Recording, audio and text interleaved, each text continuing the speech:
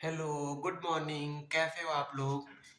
एक बहुत ही resourceful thoughts है कि having resources does not mean you have everything.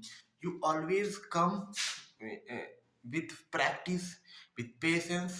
You need to develop an habit to create anything, and you will not get everything done at a place. You need to build it from scratches. You need to put effort. Sometime it will work, sometime it will not work. हम जैसे जैसे अपनी life में आगे बढ़ते हैं, due to हमारे conditioning, हम कुछ पर्टिकुलर थॉट के प्रोसेस में फंस जाते हैं। लेकिन जो मैंने रियलाइज किया है कि अगर आपके पास सारे रिसोर्सेज हैं, फिर भी इसका मतलब ये नहीं होता है कि आपको अब कुछ भी करने की जरूरत नहीं है। कोई भी ऐसा प्रोसेस आपके काम करने के, डूइंग के प्रोसेस को रिप्लेस नहीं कर सकता है। आपको बस एक चीज करना है, आपको प्रैक्टिस करना है। आपको प्रैक्टिस करते रहना है, आपको ऑब्जर्व करना है, आपको देखते रहना है कि क्या चीज काम कर रही है, क्या चीज काम नहीं कर रही है। और इस पर्टिकुलर पॉइंट पे पहुंचने के लिए जो सबसे इंपॉर्टेंट पॉइंट होगा वो होगा कि आपके पास एक डिसाइडेड गोल हो कि आप करना क्या चाहते हो। एक बार जब आप डिसाइड कर लो, आपको बेसिक प्लानिंग कर लेनी है ऑब्वियसली, और इसके बाद आप एग्जीक्यूट करना स्टार्ट कर दो। आप एक दिन में सक्सेसफुल नहीं होंगे। अगर आपका सक्सेस एक दिन में मिल जा रहा है, ये एक बहुत अच्छी बात नहीं है। इसका सिंपल सा मतलब ये हो सकता है कि आपने अपने लिए बहुत छोटे टारगेट्स चुने हैं।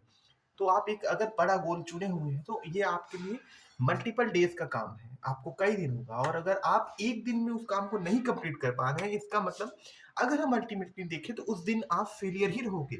यानी कि एक सक्सेसफुल आदमी उतना ही बार फेल होता है जितना एक नॉर्मल फेल्ड आदमी।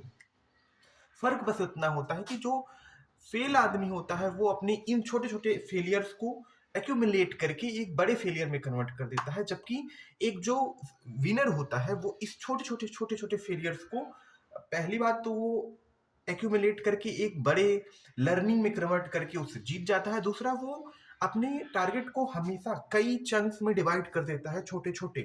तो जब आपको टारगेट अचीव करना, यानी स्टेप बाय स्टेप अचीव करना इजी होता है किसी भी चीज को, एज कंपेयर टू जब उसे पूरा होल एक पूरे टारगेट की तरह देखना।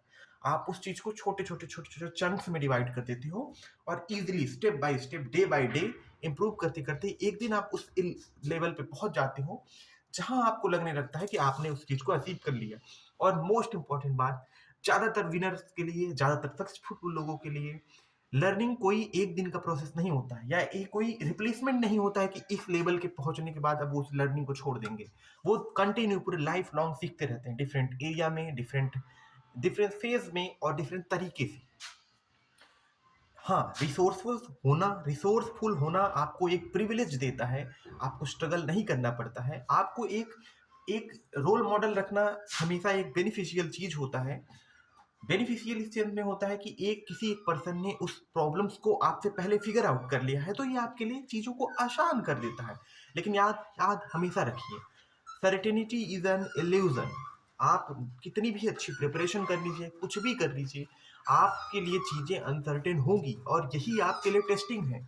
इन्हीं प्रॉब्लम्स को आप जब ओवरकम करोगे, तब अल्टीमेटली आप जीतोगे, आप विन करोगे और आपको कॉन्फिडेंस आएगा। कॉन्फिडेंस आपको कोई प्रोवाइड नहीं कर देता।